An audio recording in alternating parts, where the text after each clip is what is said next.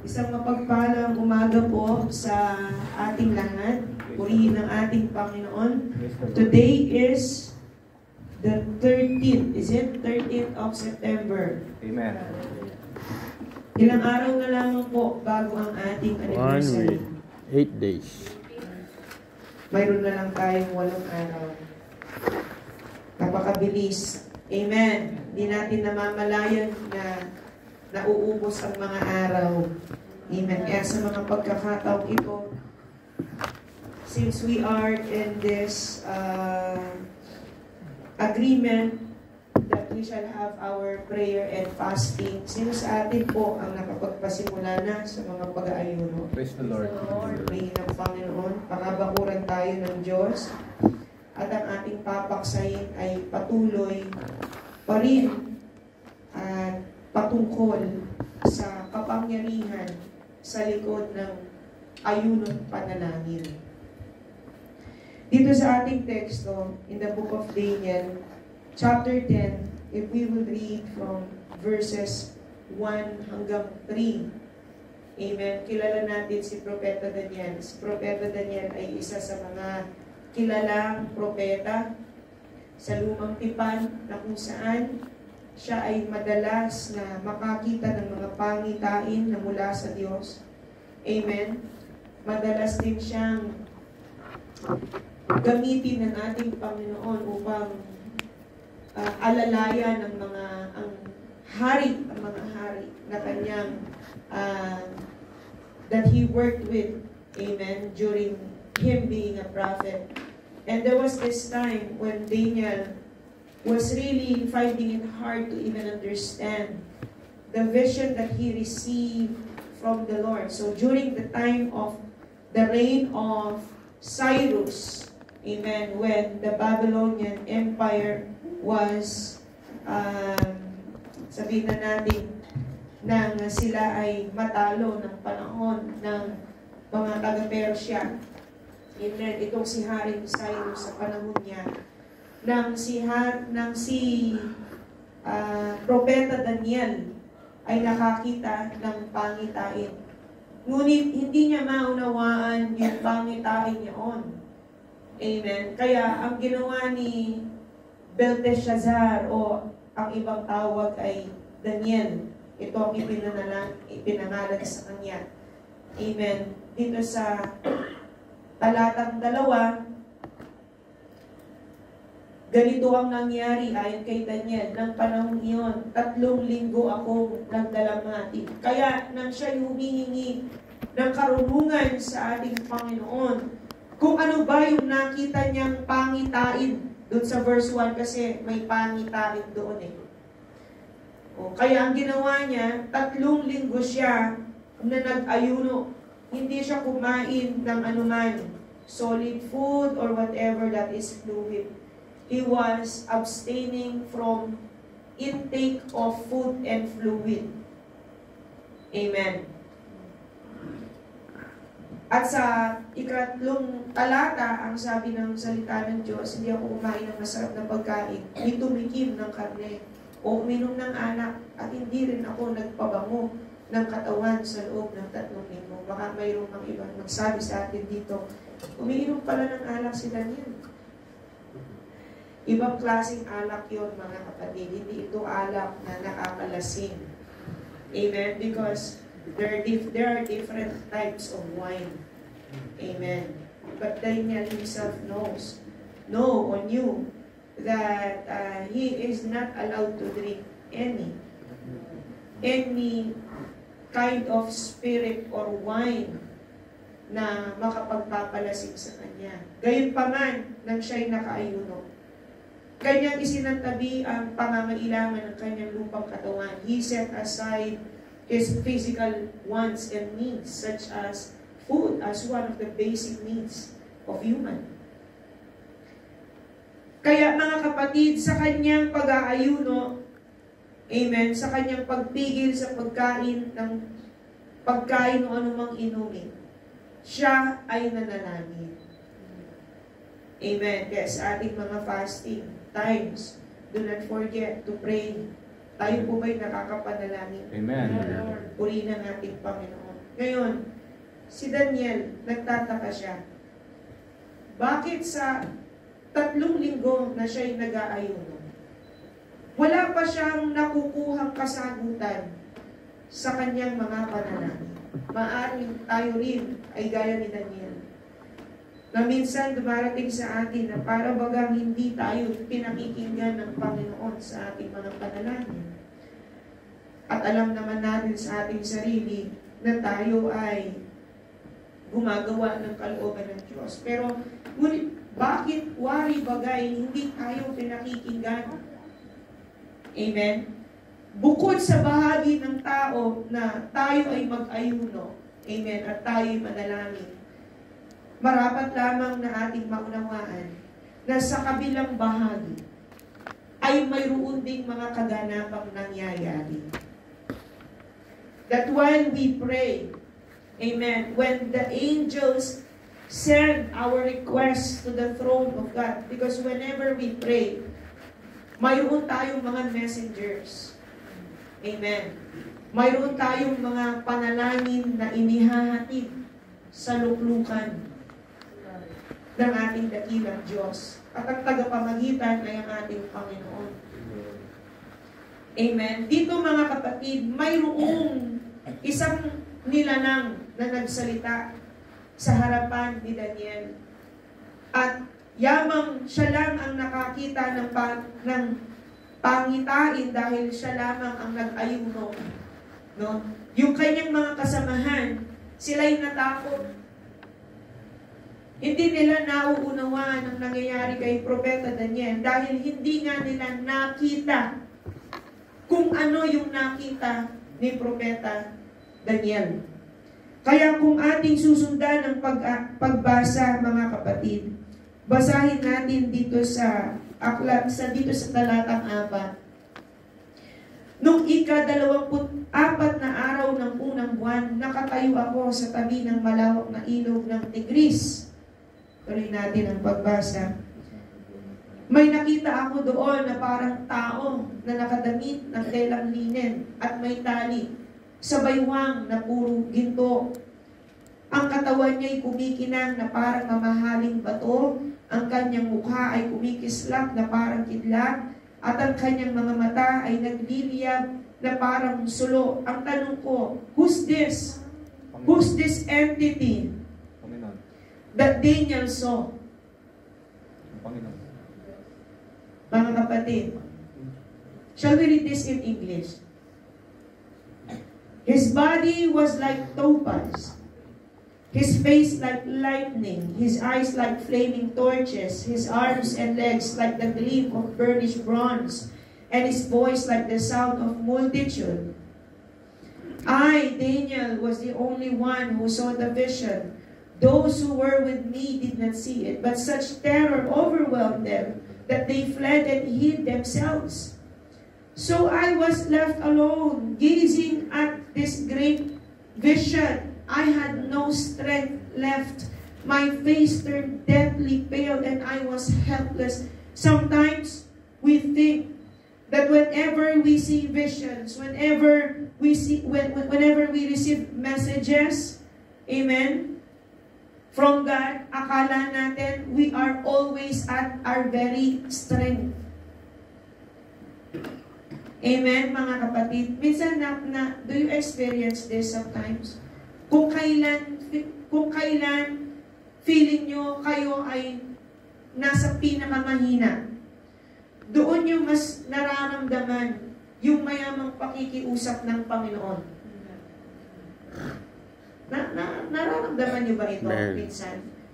Na kung saan na ang tingin nyo sa sarili nyo ay parang wala kayong lakas, wala kayong minsan sa parang you're not alive, parang the Lord is not speaking to you, and as if that you cannot feel the presence of the Lord. You feel so weak in yourself. But sometimes we do not know that even in the times that we are at our weakest, the Lord is speaking. Amen. You see, Daniel, during his time of fast, amen, that was the time when he was so weak. Can you just imagine, 21 days with no food and fluid? Amen? Mga kapatid, the physical body was at his weakest. Pero look, this was the time too when he saw this great vision. Dito na nakita yung pangitain. I had no strength left, Daniel said. When he had no inch of strength left to him, that was the time when he saw this great vision. Because as he emptied himself and surrendered himself to the Lord, that's when the Lord gave him the answer to his prayer. Thanks, Lord. My face turned deathly pale and I was helpless. Let us continue reading. In verse 9, then I heard him speaking. As I listened to him, I fell into a deep sleep, my face to the ground. Matapos niyang makita yung pangitain, parang yun na yung pinakahuling lakas niya. At siya'y nawalan ng ulirat. Siya'y nakatulog. Mayroong kamay na humawak sa kanya. Mayroong nagkatawang tao na humipo sa kanyang mga labi. Sino kaya ito, mga kapatid? A hand touched me and set me trembling on my hands and knees. He said, Daniel, you who are highly esteemed, consider carefully the words I am about to speak to you. And stand up, for I have now been sent to you. And when he said this to me, I stood up trembling. Sabi dito sa CEV, basahin nga natin ito sa CEV. And then said, Daniel, your God thinks highly of you. And he has sent me. So stand up and pay close attention. I stood trembling while the angel said, it was an angel speaking to Prophet Daniel. Can you just imagine? The angel said to Prophet Daniel that our Lord God thinks highly of him. Anong sabi nito sa Tagalog? Mahal ka ng Diyos. Nagpadala ng anghel ang Panginoon upang sabihin kay Daniel na ganito na lamang siya tanggapin ng Panginoon. Na mahal siya ng Panginoon. Kaya ano ginawa ng anghel? Nang hinipuan niya, hinawakan niya si Daniel, kahit yun na ang kanyang pinaka natitirang lakas, nakatayo siya at nakapagsalita pa. Amen? Tumayo ka't makinig ng mabuti sa sasabihin ko sa iyo dahil isinugo ako ng Diyos dito sa iyo. Pagkasabi niya noon, nanginginig akong tumayo. Tuloy natin ang pagbasa nito. Sinabi niya sa akin, Daniel, huwag kang matakot, sapagkat sa unang araw pa lang ng iyong pagpapakumbaba sa Diyos at sa hangad mong maunawaan ang pangitain, sinagot na ang iyong dalangin. Praise the Lord. Praise the Lord. Praise God. On the 3 weeks that he was fasting and praying, as if the Lord wasn't listening to his prayers, the angel said to Prophet Daniel that since day one, he uttered his prayer to the Lord.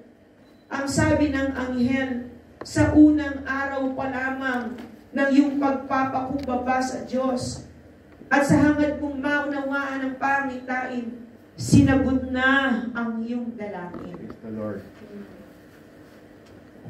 Praise the Lord. Amen. Kaya pumarito ako para dalhin ang kasagutan sa iyong dalangin. It was Angel Gabriel the messenger of the Lord, whom the Lord sent to reassure Prophet Daniel that this prayer of his has been answered the first day he prayed to the Lord. But what happened? Bakit kinailangan na, why did it need to take more than 3 weeks to let his prayer be answered? Ito ang sabi ni Anghel Gabriel. Tuloy natin ang pagbasa, mga kapatid. Pero hindi ako nakarating agad. See? Ang mga anghel, sa kasagutan sa ating mga panalangin, mayroon din silang mga pakikipagbakang hinaharap. Amen? Amen. Hindi ako nakarating agad dito dahil sa loob ng 21 araw ay hinahadlangan ako ng pinuno ng kaharian ng Persia. Angel Gabriel wasn't speaking about the prince of Persia. That time was King Cyrus, right? He wasn't talking about King Cyrus. He was talking about this demonic entity, yung pinaka-head ng mga kampon na humahadlang sa kanya upang mapadala yung kasagutan sa panalangin. Nakikipagbaka din pala ang mga anghel. Amen, mga kapatid? Kaya anong ginawa? Anong sinabi ni Angel Gabriel? Mabuti na lang at tinulungan ako ni Michael, Angel Michael, Archangel. Amen. Mabuti na lang at tinulungan ako ni Michael na pinuno ng mga anghel dahil ako lang ang nakikipaglaban sa pinuno ng Persia. Nung panahon na yon, mag-isa lang si Angel Gabriel. Angel Gabriel was alone, fighting for the prayer request granted. Yeah. Sending the message to Prophet Daniel, but he was facing a war between these demonic entities. At ang pinuno, kumbaga, you know, not just the angels, but also the devil. The devil, di ba, meron tayong tinatawag na Diablo. Di ba? Si Satanas ay Diablo. Mayroon din siyang mga kampon. In layman, we call them demonito. Demonita. Actually, ang mga angels, walang babae. Puro he ang gamit ng pronoun sa kanila. Amen. So, hindi din, kahit ang Diablo, hindi din nag-iisa. Mayroon ding mga kampon niyang mga yan. Kaya may mga iba't-iba ang level ng mga Diablo eh. Mayroong pinakamalakas, mayroong mahina-hina na kampon. Totoo yan. Pero ng panahon ni Angel Gabriel, mag-isa lang siya. He was all alone. But thank goodness, because Archangel Michael came to help him. Amen? Kaya minsan pala, kung yung mga panalangin natin, kung feeling natin ay ginagawa naman natin ang ating pinakamabuti, according to God's appointed time, and according to the measure of our faithfulness, amen, the angels as well face war when it comes to sending messages. Kaya tuloy natin ang pagbasa. Ano ang sabi dito sa 14? Narito ako ngayon para ipaliwanag sa iyo kung ano ang mangyayari sa iyong mga kababayang Israelita sa hinaharap. So, Angel Gabriel intentionally came to explain to Prophet Daniel the meaning of this vision that he saw. Napaka-espesyal ni Daniel, hindi ba? Amen. Oh, kaya tuloy natin yan. Ano ang sabi? Habang nagsasalita siya sa akin, napayuko na lang ako at hindi nakapagsalita. Hindi po ako sa bibig nitong parang tao at nakapagsalita akong muli Sinabi ko sa kanya na nakatayo sa aking harapan, Ginoong, nabagabag po ako at nawalan ng lakas dahil sa pangitaing nakita ko. Paano ako makikipag-usap sa inyo, gayong wala na akong lakas at halos hindi na ako makahinga? Ano ang sabi ng anghel kay Daniel? Kaya muli niya akong hinipo at bumalik ang aking lakas. Sinabi niya sa akin, ikaw na mahal ng Diyos, huwag kang matakot o mag-alala. Magpakalakas at magpakatatag ka. Nang masabi niya ito sa akin, muli akong lumakas.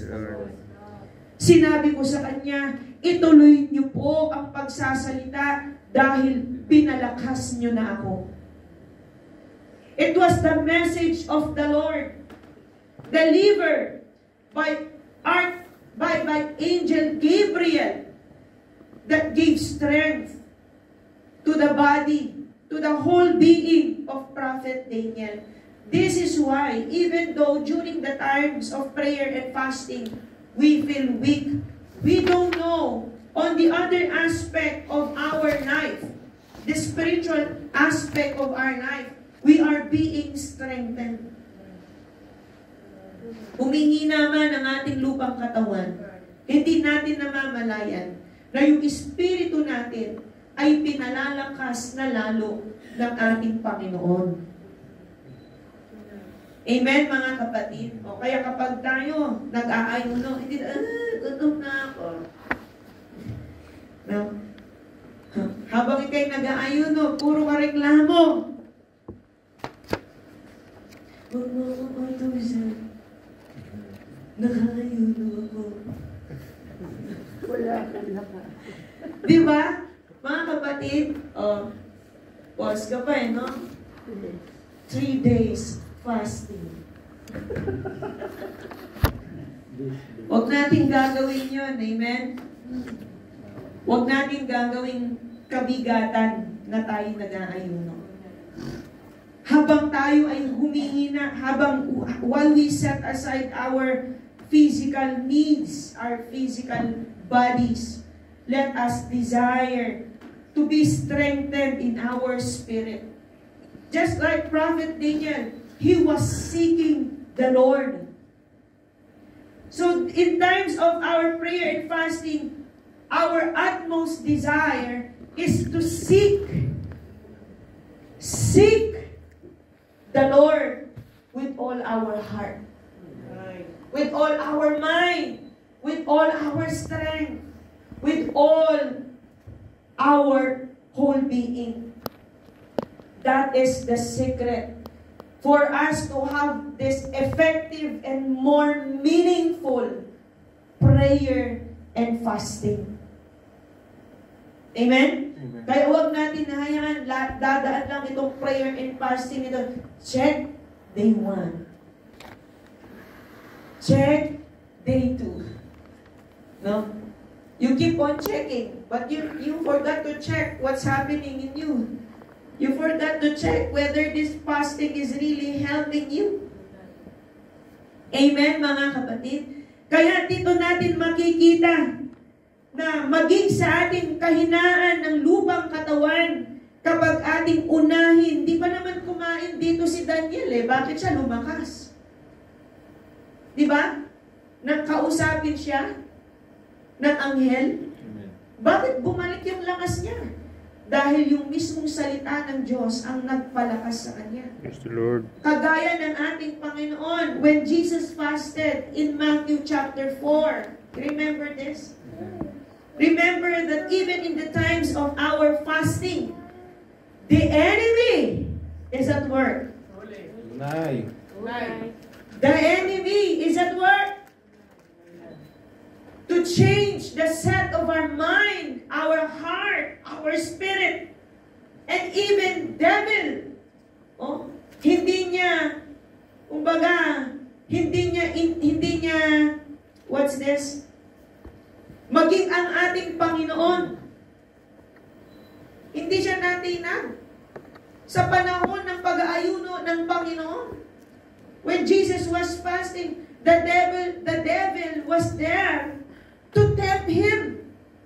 Kaya kung si Jesus ay tinukso ni Satanas, lalo na tayo, mga tao lang.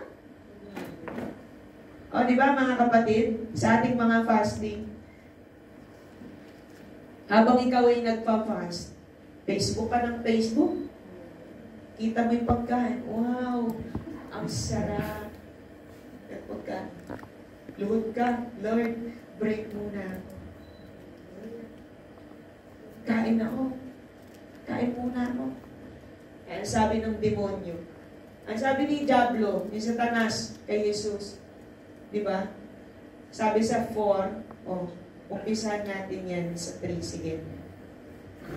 Dumating ang manunukso at sinabi sa kanya, kung ikaw nga ang anak ng Diyos, gawin mong tinapay ang mga batong ito. Sabi ni Diablo, sabi ni Satanas kay Jesus, if you are really the Son of God, turn these stones into bread. Kasi that was 40th day of Jesus fasting. Can you just imagine? 40 days. 40 days of fast Jesus was when the devil came to tempt Him. Sa inyo, kung kaya tayo, makaabot tayo ng 40 days ng fasting.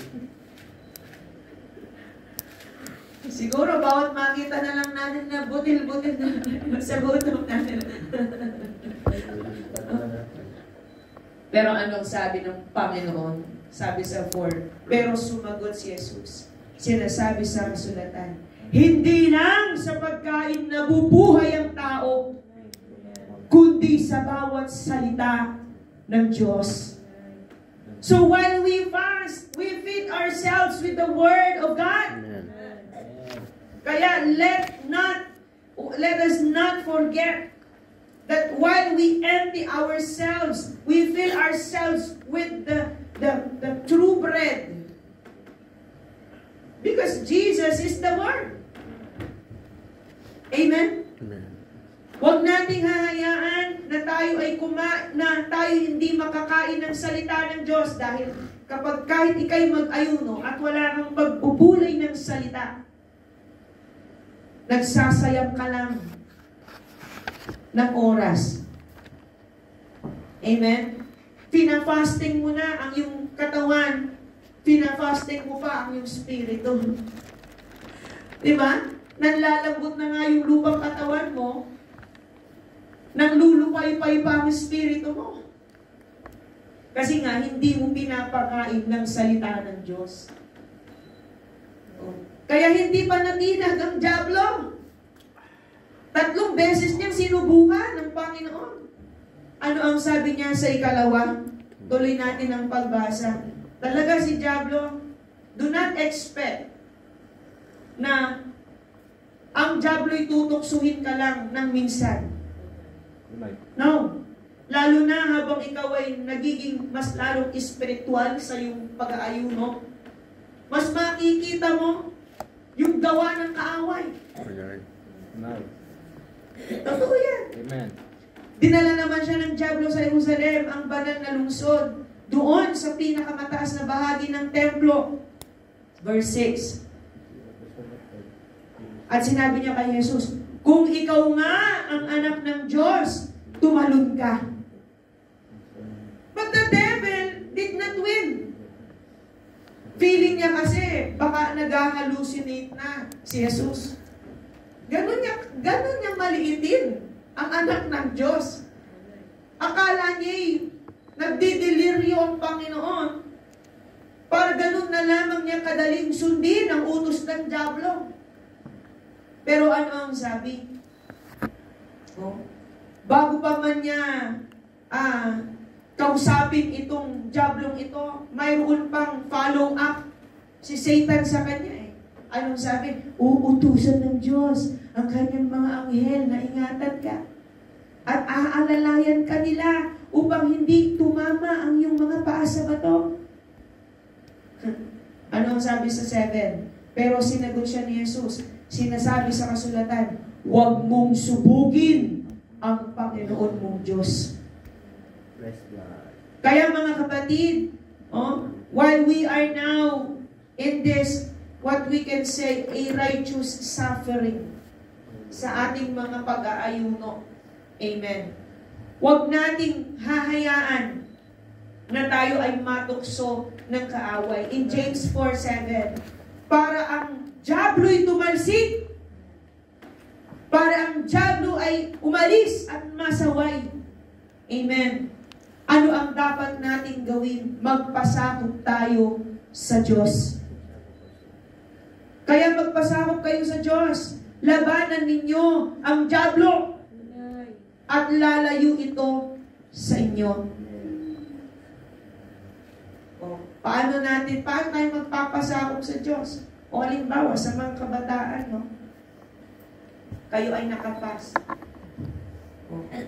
Nag-text si crush. Hello. Ikaw, tanong focus ka kay Jesus. Tara, date tayo. Available ka ba ngayon? Nakapasta ko eh. Sige, mamaya na lang yan. Tara, date muna tayo. Miss na kita eh. Nag-reply naman siya, miss you too. Sa mga kabataan, make it a holy relationship. Amen? Especially now that we are in, fasting. Amen? Sa atin na mga na-adult, talagang focus ka on your fast. Biglang nag-message si Mrs. Han, are you busy? Miss na kita eh, usap naman tayo. Okay lang naman makipag-usap. But make sure you are in your right mind. Nakalimutan mo na, nakapas ka. Natapos ang araw, nawala ka sa espiritu. Kasi tabi sa mga asawa, overseas, I don't have anything against you. Amen. But what I'm saying is, let us have this spirit of discernment. Because the enemy may use anyone to distract us. Amen, mga kapatid? Labanan. Paano natin malalabanan? Magpasakop tayo sa Diyos. Hindi sabihin mo sa misis mo, tara, manalangin tayo. Magbulay tayo ng salita ng Diyos. Tignan mo kung anong reply ng misis mo. Baka, mabless pa siya sa inyong pagbubulay. Pareho kayong lumakas. Amen, mga kapatid. Ito yung mga simple lang na mga halimbawa, pero mga totoo to. Nangyayari ang mga bagay na to. Halimbawa, ikaw ay nakafast. Nagtrabaho ka, may pasok ka ngayon. Tapos itong katrabaho mo, parang nililiglig ka. Nagpatalo ka. Nagpadala ka. Doon sa patibong niya, nagalit ka, napamura ka pa. Nasayang tuloy. Yung iyong pag-aayuno. Kaya mga kapatid, ang dyablo, tuso. Tuso yan. The more na inilalamit mo ang sarili mo sa Panginoon, ang goal niyan, malayo ka. Kaya maging alerto tayo ngayon. Maraming gawa ang kaaway. Lalo na, palapit na tayo ng palapit sa gawain. Ito lang, para tayo'y aware lahat. Even in the great celebrations or gatherings, the enemy is double time or triple time. Nagmamadali yan para masiraan tayo ng espiritu. Para mawala tayo sa espiritu. Kaya ang gagawin natin, gumising tayo sa mga patibong. Maging maingat tayo sa mga patibong ng dyablo. Feeling mo parang inaaway ka ng asawa mo. Unawain mo. Han, mahal, be. Hane, ano bang tawag yun sa isa't isa? Oh. Di ba nakayuno tayo ngayon? O baka hindi alam ng asawa mo, Han, nakafast ako ngayon. Huwag mo muna akong talakan. Niingatan ko ang aking espiritu. No? Baka sagutin ko ang asawa mo, Hane! Huwag mo muna akong tatalakan! Nakayuno ako eh! Ano ba naman yan? No, mga kapatid, no, pag-usapan niyan sa loob ng family.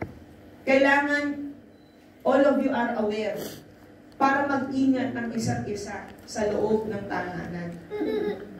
Ano ba? Lastly, hindi pa rin natinag si Diablo. Tuloy natin ang pagbasa. Lumapit kayo sa Diyos at lalapit din sa inyo, kayong mga makasalanan, mamuhay kayo ng malinis at kayong mga nagdadalawang isip. O balik tayo dun sa Matthew 4:6. Mga kapatid, sa pangatlong pagkakataon, ayan, itong Diablong ito, talagang pilit na sinusubok ang Panginoon sa kanyang ayuno. Yan, tuloy natin yan.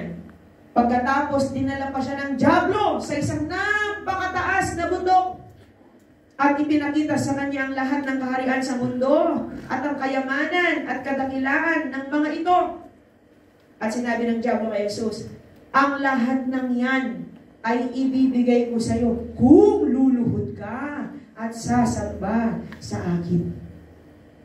Hindi talaga nag-iisip ng Diablong ito no? Napakataas ng pangarap. No? Kaya ano ang sabi ng Panginoon? Pero sinagot siya ni Jesus, lumayas ka, Satanas! Sapagkat sinasabi sa kasulatan, sambahin mo ang Panginoon mong Diyos at siya lamang ang iyong paglingkuran. Yan, sabi sa 11. Pagkatapos nito, iniwan na siya ng Diablo. Dumating naman ang mga anghel ng Diyos at naglingkod sa kanya. Bad trip ng Diablo 3 beses niyang tinry subukin ng Panginoon maiwan na nga kita dyan. Hindi siya nagtagumpay Anong ginawa ng Panginoon? Sinaway niya si Satanas. Kaya kapag nararamdaman natin ang gawa ng kaaway, tell the devil, not today. Sabihin mo yan sa Satanas. Huwag ngayon, Satanas, lumayas ka. Ayokong marinig, makita ang iyong pagmumukha. Pwede mong sawayan ng ganyan ng Satanas. At siya'y lalayas. Gaya ng ginawa ng Panginoon. Pinalayas niya si Satanas at iniwan siya ni Satanas. Kaya, dito sa tukso ni Satanas sa ating Panginoon. Dahil nga siya'y nasa 40 days. Anong sabi ng ni Satanas sa Panginoon? Gusto niya na maging sumunod siya dun sa sabi ng Satanas para siya'y paglingkuran. Akalain mo yun? Nalikha ang lahat ng bagay sa pamamagitan ng Panginoon at tapos sasabihin mo ang Panginoon, siya'y gagawin mong hari. Ang sabi niya sa Panginoon, gagawin siyang isang hari. Kung luluhod siya kay Satanas. Hindi niya alam at di siya nag-isip na lahat ng mga tinutukoy niya ay nalikha sa pamamagitan ng kausap niya. Amen. Kaya,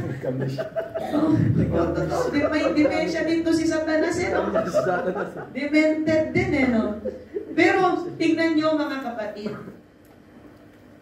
hindi nagnasa ang Panginoon na siya'y magmataas. O kaya sa ating mga pag-aayuno, huwag itong dalhin sa atin upang tayo'y magmataas. Amen? Let us humble ourselves.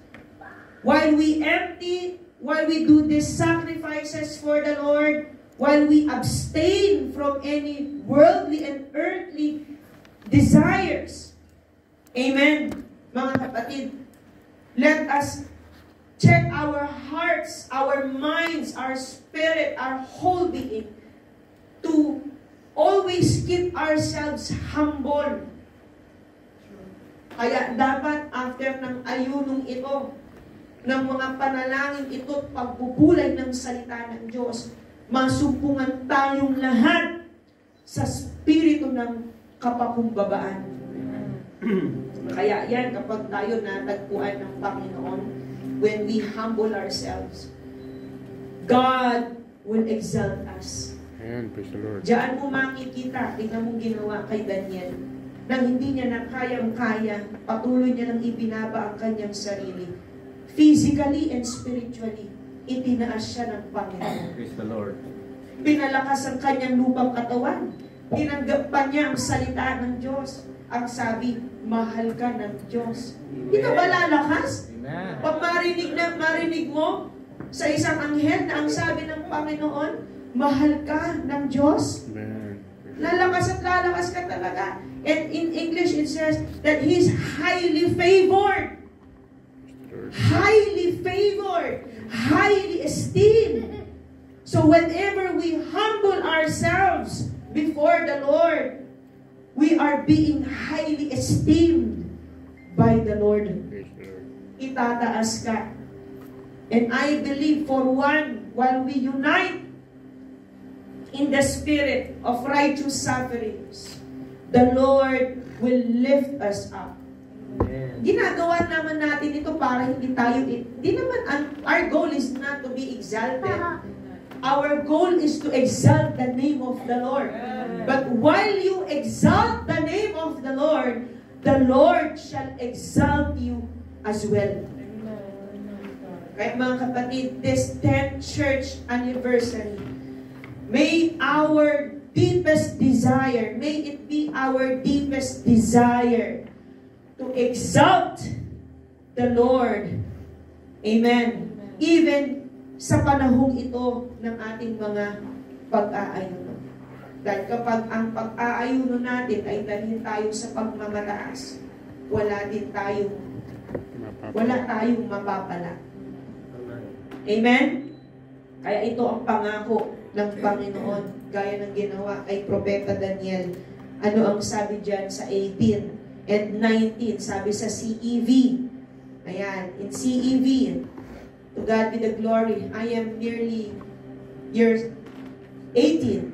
Ayan. The angel touched me a second time and said, "Don't be frightened. God thinks highly of you, and He intends this for your good. So be brave and strong." Wellington Local, God thinks highly of us. Amen. And He intends this for our good. So Wellington Local, be brave and strong. Amen. At this, I regained my strength and replied, "Please speak. You have already made me feel much better." And in verse 19, "Do not be afraid, you who are highly esteemed." Brethren of Wellington Local, do not be afraid. You who are highly esteemed, please be strong now. Be strong. When He spoke to me, I was strengthened and said, "Speak, my Lord, since you have given me strength." Praise the Lord. And we thank the Lord because we know that the Lord has strengthened us Amen. once again. Father, we praise you. Lord Jesus, we thank you